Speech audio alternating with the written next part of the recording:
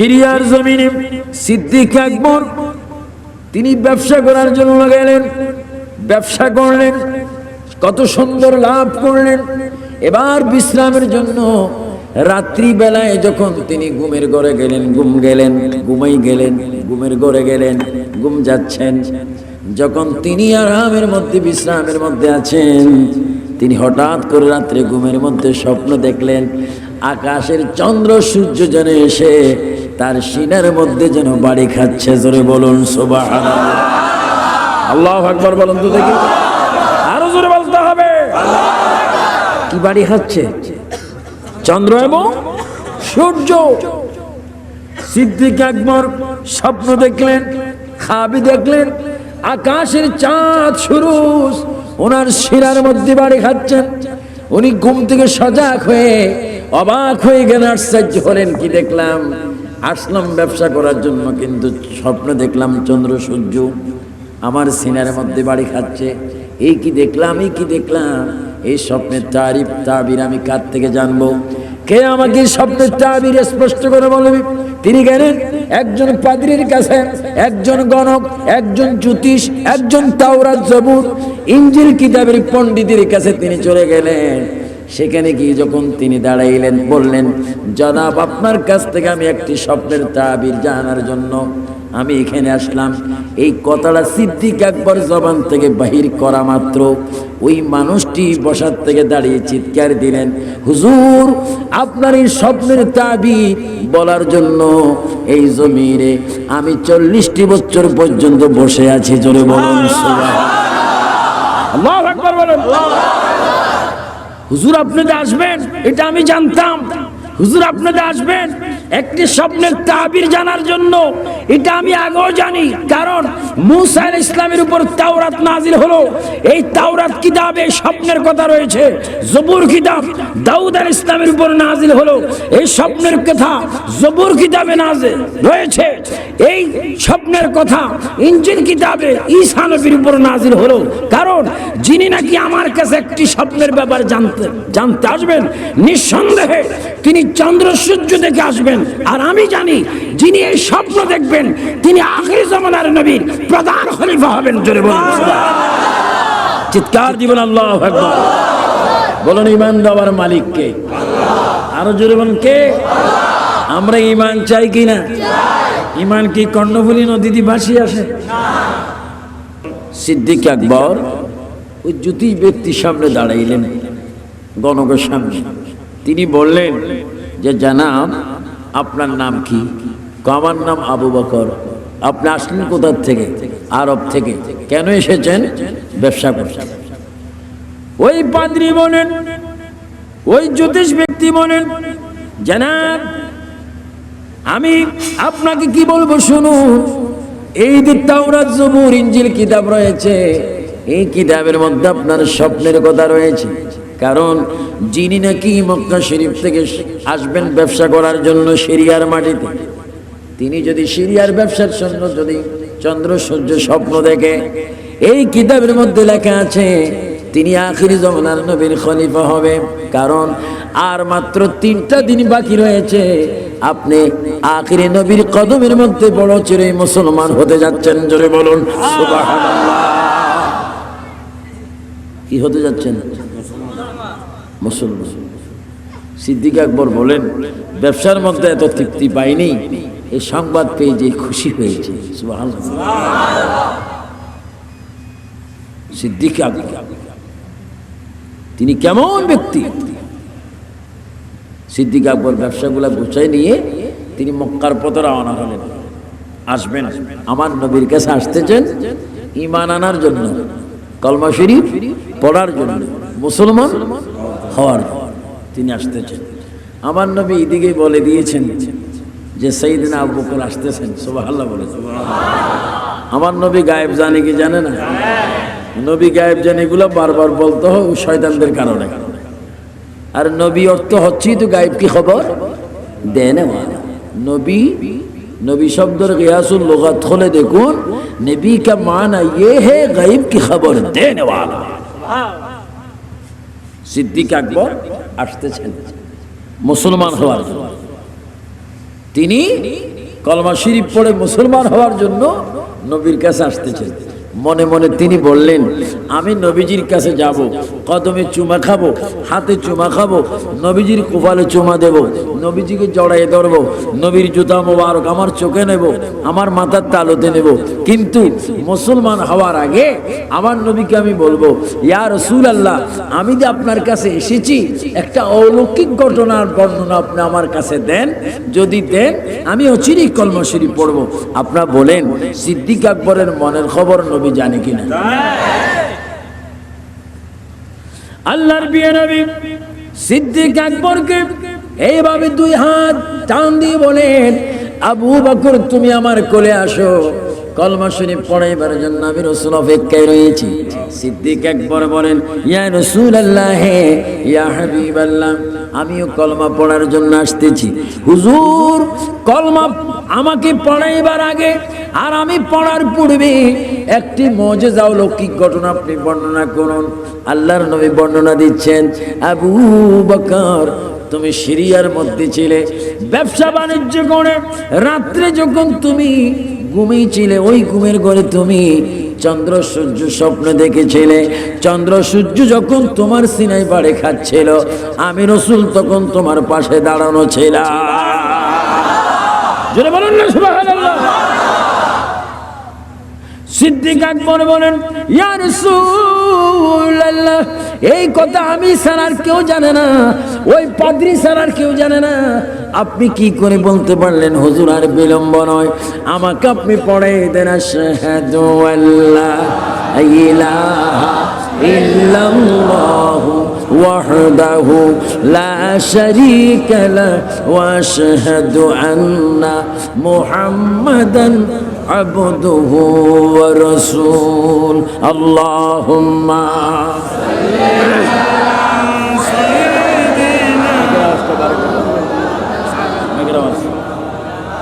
ওয়ালা আলে, সামনে বাড়ে দাও, দূরতে যান টানে। আরো জোরে বলুন, আল্লাহুম্মা, আওয়াজ বাড়ে দাও। ওয়ালা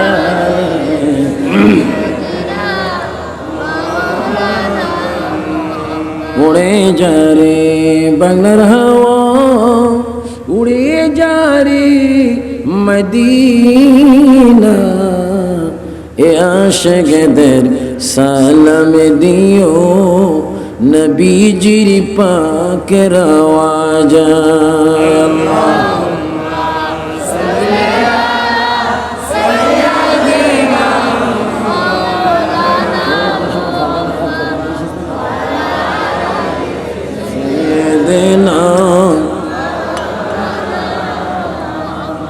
সিদ্দিক আকবর তিনি মুসলমান হলেন, আল্লাহর নবীর কদমের মধ্যে এসে তিনি মুসলমান হলেন। তাহলে বোঝা গেল আল্লাহর পেয়ারা নবী, বিশ্ব নবী, রহমতুল আলামিন নবী, তিনি এমন একজন নবী, নবীর ইশারা নজর যার উপরে না পড়বে ততক্ষণ সেই ইমানদার হতে পারবে না, মুমিন হতে পারবে না। তাহলে বোঝা গেল মুমিন হওয়ার জন্য আল্লাহর নবী নিজেই বলতেছেন, লা ইউমিনু, ক্বালা নবী সাল্লাল্লাহু আলাইহি ওয়াসাল্লাম, লা ইউমিনু, তোমরা ততক্ষণ মুমিন নয়, তোমরা ততক্ষণ ইমানদার নয়। তুমি গাজী হও, তুমি রাজা হও, তুমি রাষ্ট্রপতি হও, তুমি আর্মি হও, বিডিআর হও, হুজুর হও, মাওলানা হও, ইমাম হও, তুমি যা কিচ্ছু হও না কেন, ততক্ষণ পর্যন্ত তুমি মুমিন নয়, ইমানদার নয়। লা ইউমিনু আহাদুকুম হাত্তা কুনা আহাব্বা ইলাইহি মিন ওয়ালিদিহি ওয়া ওয়ালাদিহি ওয়ান নাসি আজমাইন, মুত্তাফাকুন আলাইহি।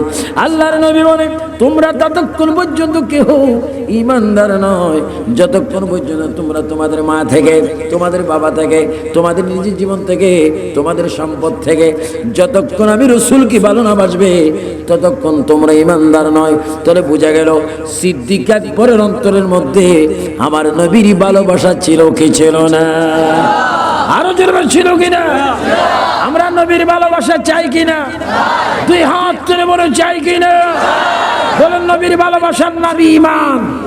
বলেন নবীর ভালোবাসার নাম ঈমান। আর একটু জোরে নবীর ভালোবাসার নাম ঈমান। যার কাছে নবীর ভালোবাসা নাই তার কাছে ঈমান। সিদ্দিক আকবর রাদিয়াল্লাহু তাআলা এইভাবে তিনি কি হলেন? মুসলমান হলেন। আল্লাহর নবী একদিন ওনাকে পরীক্ষা করতেছেন।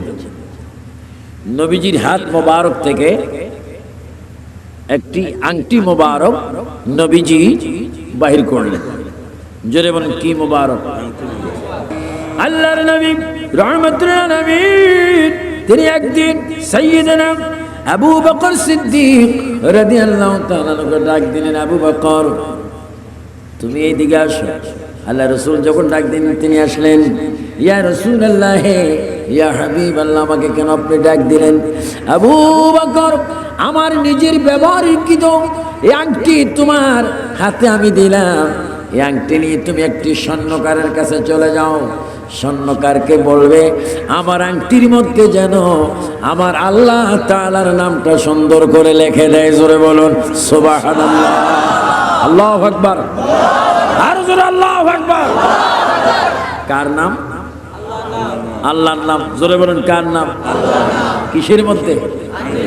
কার আংটি? নবীজির আংটি।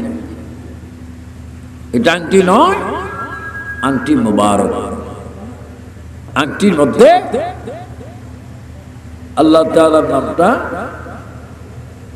লিখে নিয়ে আসে। আমার নবী হুকুম দিলেন। সিদ্দিক আকবর নবীজির আংটি মুবারককে চুমা দিলেন। আংটি মুবারকের উপরে চুমা খেলেন। এবার তিনি স্বর্ণকারের কাছে, আল্লাহ রাসূলের হুকুমে তিনি স্বর্ণকারের কাছে রওনা হলেন। এবার যখন যাচ্ছেন সিদ্দিক আকবর মনে মনে বলেন, আল্লাহ রাসূল বলেছেন আংটির মধ্যে শুধু আল্লাহর নাম লিখতে, কিন্তু আমি আবু বকর তা পারবো না। যদি লিখতে হয় আল্লাহর নামের সাথে আমি আবু বকরের পক্ষ থেকে এই আংটির গায়ে আমার নবীর নাম মোবারকটা আমি লিখে দেব। জোরে বলুন সুবহানাল্লাহ, আল্লাহু আকবার বলেন। এজন্য সুন্নিরা বলেন নারে তাকবীর, জোরে বলুন আল্লাহ, নারে রিসালাত। আবার স্লোগান হচ্ছে নারে তাকবীর, আল্লাহু আকবার, নারে রিসালাত। আল্লাহ যেখানে বলেন নবী থাকবে সেখানে। তুমি নামাজ পড়ছো, শ্রেষ্ঠ ইবাদত, সেখানেও আমার নবী। আযান দিচ্ছ নামাজের জন্য, সেখানেও নবী। কলমা পড়ছো, সেখানেও নবী। ওযু বানাইতে যাচ্ছ, সেখানেও নবী। রুকু সিজদা দিতে যাচ্ছ, সেখানেও নবী। সালাম দিচ্ছ, সেখানেও নবী। বাইর হচ্ছ, সেখানেও নবী। নয় নয়, খোদার এমন কোন রাজত্ব নাই যেখানে আমার নবীর রহমত নাই। চিৎকার দিয়ে বলেন সুবহানাল্লাহ, তাকবীর, আল্লাহু আকবার।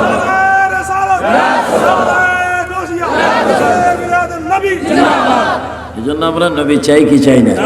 সবাই একটু জোরে জোরে বলুন, মনে বড় আশা ছিল যাব। জোরে জোরে বলুন, মনে বড় আশা ছিল যাব। মুকাওয়ালা মদিনাওয়ালা, মুকাওয়ালা মদিনাওয়ালা, আমায় তুমি দেখা দাও।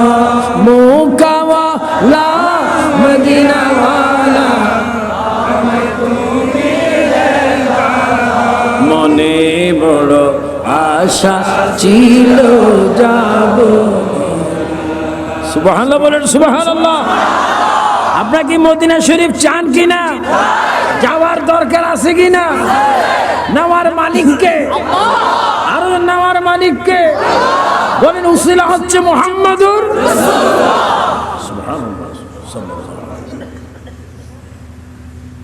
সাইয়েদনা আবু বকর সিদ্দিক রাদিয়াল্লাহু তাআলা আনহু স্বর্ণকারের কাছে গেলেন।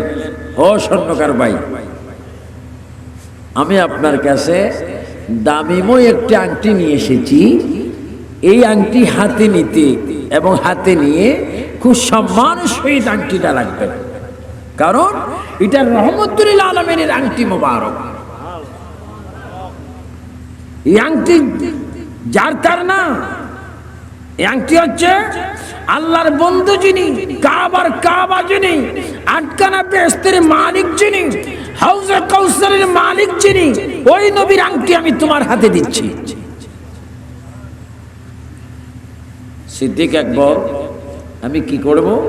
আংটির গায়ে লিখে দাও লা ইলাহা, আর একটু জোরে বল, লা ইলাহা ইল্লাল্লাহ বলেন, লা ইলাহা, সুন্দর করে লেখো। তিনি লিখলেন, লা ইলাহা ইল্লাল্লাহ লেখার পরে এবার সনকার বলছেন, এবার কি লিখবো? কয়বার লেখুন মুহাম্মাদুর। এখন কি অর্ধেক কলমা হলো না পুরা কলমা? কিসের উপর? অথচ নবীজি বলেছেন কি লেখার জন্য? শুধু। এখন সিদ্দিক আকবর কি করলেন? নবীর নাম তো।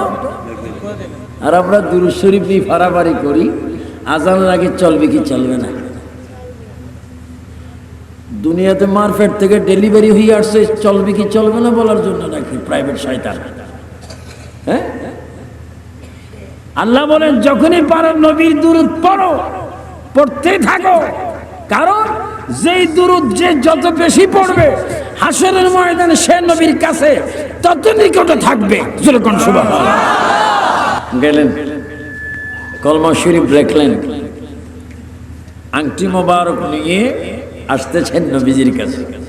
আল্লাহ তাআলা দেখুন আমার সুন্নি ভাইরা, আল্লাহ তাআলা জিবরাইল আমিনকে বলেন, ও জিবরাইল শোনো, আমার নবীর প্রস্তাব ছিল আংটির মধ্যে শুধু আমার নাম লেখা। সিদ্দিক আকবরের মনের দাবি হচ্ছে নবীর নামও লেখা।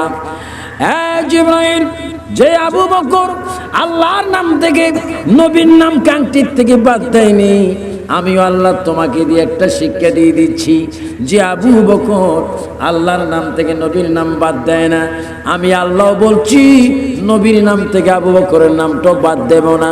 জিবরাইল তুমি কি করো? আমি আল্লাহর পক্ষ থেকে আংটির বাকি অংশের মধ্যে আবু বকরের নামটা লিখে দিয়ে আসো। জোরে বলো আল্লাহু আকবার। এখন নাম কয়টা হলো? একটা তাওহীদ, আরেকটি রিসালাত, আরেকটি কি? আরেকটি হচ্ছে বেলায়েত। নবীর মুহাব্বত। চিৎকার দিয়ে বলেন সুবহানাল্লাহ। আল্লাহর নবী তিনি ঘরে রয়েছেন, সিদ্দিক আকবর নবীর কাছে এসে সালাম দিচ্ছেন, হুজুর আপনার আদেশ কতটুকু আমি মানতে পারিছি তা আমি জানি না হুজুর, এই নেন আপনার আংটি মোবারক, আপনার দস্ত মোবারক রাখুন। আমার নবীজি বলেন, আবু বকর আমার নামটা তুমি কেন লিখে এনেছো? হুজুর এটা ছিল আমার মুহাব্বত। আমার নাম তো লিখেছো, তোমার নামটাও তুমি কেন লিখে এনেছো? আল্লাহর নবী এই কথা বলার পরে সিদ্দিক আকবর বলে, হুজুর আমার নামটা কিভাবে এখানে আসলো সেটা আল্লাহ রসুল ভালো মতো জানেন, আমি কিছুই জানি না। জিবরাইল এসে বলে, হুজুর এই নাম লেখার ব্যাপারে আবু বকরের কোনো হাত নাই, কারণ আপনি বলেছেন আল্লাহ লেখার জন্য, আবু বকর আপনার নামটাও লিখেছে। আল্লাহ নিজের পক্ষ থেকে আপনার নামের সাথে আবু বকরের নামটা লিখে দিয়েছে। জোরে বলুন। তাহলে আপনারা বলুন, সিদ্দিক আকবরের দাম কম না বেশি? সিদ্দিক আকবর নবীর নামের সাথে সিদ্দিক আকবরের নাম আংটির মধ্যে উঠে যায়। কারণ কি? আমার অন্তরের মধ্যে যদি নবীর প্রেম, নবীর ভালোবাসা ছিল, নামাজ ছিল, রোজা ছিল, হজ ছিল, যাকাত ছিল, আমার মধ্যে ছিল শরীয়ত, আমার মধ্যে ছিল তরিকত, আমার মধ্যে ছিল ইনসাফ, আমার মধ্যে ছিল মানবতা, আমার মধ্যে ছিল সততা, আমার মধ্যে ছিল একতা, আমার মধ্যে ছিল ঐক্য শৃঙ্খলা সুশিক্ষা, আমার মধ্যে ছিল আল্লাহর হুকুম, আমার মধ্যে ছিল নবীর মুহাব্বত। নবীর মুহাব্বত থাকার কারণে আমার নামটি আমার নবীর নামের সাথে আল্লাহ পাক ফিট করে দিয়েছে। জোরে বলুন সুবহানাল্লাহ। আমার সুন্নি ভাইরা জোরে জোরে বলুন, আমরা সিদ্দিক আকবরের আদর্শ চাই কি চাই না? তিনি বর্তমান কোথায়? তিনি বর্তমান মদিনা শরীফ, তাও কোথায়? আমার নবীর সাথে। জোরে বলুন কার সাথে? নবীর থেকে দূরে নয়, বর্তমানও সিদ্দিক আকবর মদিনাতুল মুনাওয়ারা শরীফে রাসূল পাকের রওজা মোবারকের সাথে তিনি এখনো ঘুমাচ্ছেন। সুবহানাল্লাহ। আচ্ছা, দুনিয়া হয়তো তিনি নবীর পাশে ছিলেন, কিন্তু এখন আখিরাতও নবীর পাশে। আল্লাহ যদি কোনো সময় আপনাদেরকে নেয়, যারা গিয়েছেন হজ করেছেন মদিনাতুল মুনাওয়ারা গিয়েছেন, তারা তো অবশ্যই দেখেছেন। যারা এখন শুনছেন এখনো দেখেন নেই, ইনশাআল্লাহ যদি বেঁচে থাকেন, যদি আল্লাহ নসিবে রাখে, মদিনা শরীফ গিয়ে দেখবেন সিদ্দিক আকবর আমার নবীর পাশে তিনি ঘুমাচ্ছেন। সুবহানাল্লাহ, বলুন না সুবহানাল্লাহ। কিসের কারণে? নবীর বিরোধিতা করার কারণে না নবীর পক্ষে থাকার কারণে? আরো জন নবীর। তো আপনাকে নবীর বিপক্ষে না পক্ষে? আরো জোরে বলুন কি? এই জন্য দুরূদ শরীফ চাই কিনা?